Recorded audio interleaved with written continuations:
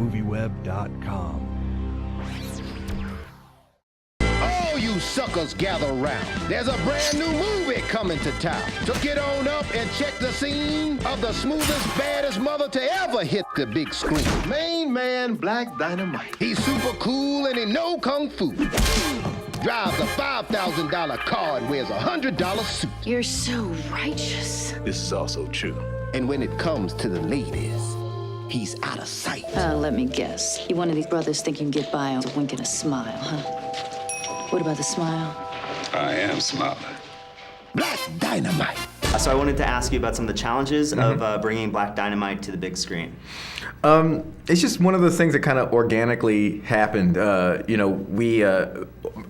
and Mike had worked together 10 years ago on a movie called Thick as Thieves with Alec Baldwin, and I approached him about another movie, and he had already been working. He'd done a photo shoot of himself as a character. Like, it got into his head that he could, he should be a blaxploitation star. And so he had talked to Tommy, and we all decided to do a trailer together just for $500. And Tommy was right there in a wig, all ready to go. I get a call from him, be here in half an hour.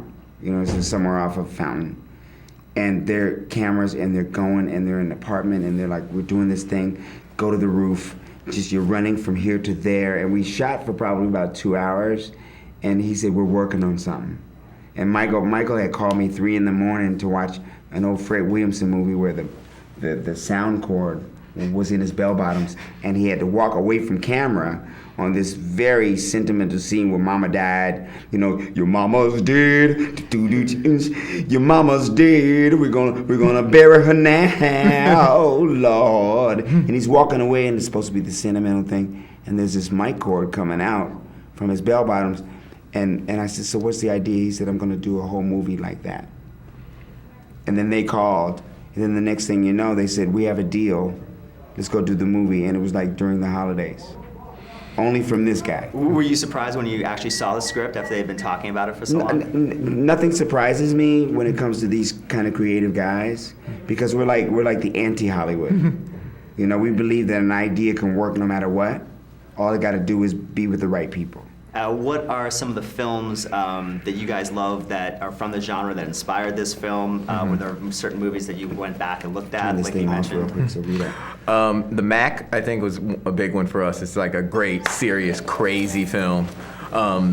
We're big fans of Rudy Ray Moore, so Dolomite, Human Tornado, oh my God. Avenging Disco Godfather. Take us back. Willie Dynamite. Willie Dynamite. There's a movie called Willie Dynamite. Claudine.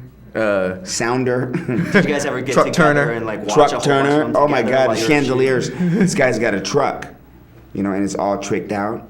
And he's got chandeliers on the side of the truck. Oh, wow. You know what I mean? Did you guys ever get together and like watch them while you're shooting, watch certain things, say, oh, well, tomorrow we need to do something like that or do something like this? Oh, absolutely. I mean, like, a lot of the scenes are inspired by scenes from real other blaxploitation movies. Like Willie Dynamite has a pimp council. So, on set, we're all watching the pimp council from Willie Dynamite, which is close to as ridiculous as the one in Black Dynamite.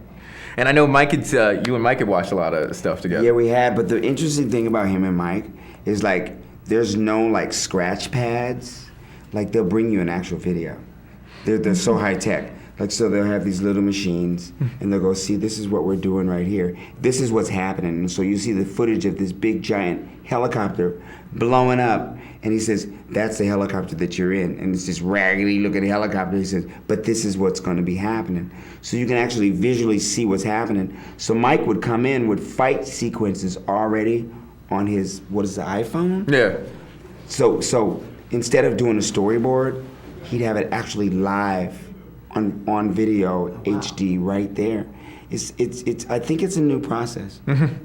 I do believe it's a new technique. Well, yeah, I mean, we all had like a no lot more of storyboards. We just bought a lot of stock footage for the movie because we couldn't afford it. So it was like we kind of we had to place certain things into certain shots, and we had stuff from Chuck Norris's Missing in Action and Policewoman from the 70s, right. And Charlie's Angels, the TV show, cars going over cliffs. Right, yeah. Oh, great. And then we just try to match it. It's like, okay, so you're going to be in this helicopter that was in Chuck Norris's Missing from Action.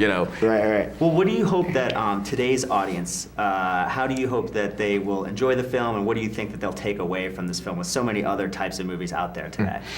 I think what we wanted to do was give them a little flavor of the old blaxploitation movies, but like within our heads, remember pacing. So for us, I feel like our movie is like paced up around 5 times more than an actual blaxploitation movie, which required us to put pretty much every plot to every blaxploitation movie into 83 minutes. Right, yeah. Exactly. So every second is just like a plot turn or something twisted, because I think, you know, you coming from a YouTube, internet sort of audience. I mean, you have windows open here. Our minds are able to consume a lot more entertainment, you know, than when they made blaxploitation movies, and you have people walking to their cars, turning the keys, looking in the mirror, and then driving off, which happens a lot in a lot of those old movies.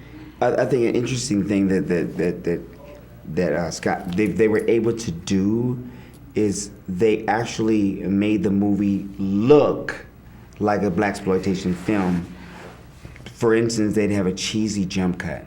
So there'd be this long chase scene with me and Michael Jai White, and we're going up the stairs, and all of a sudden we're at the front door.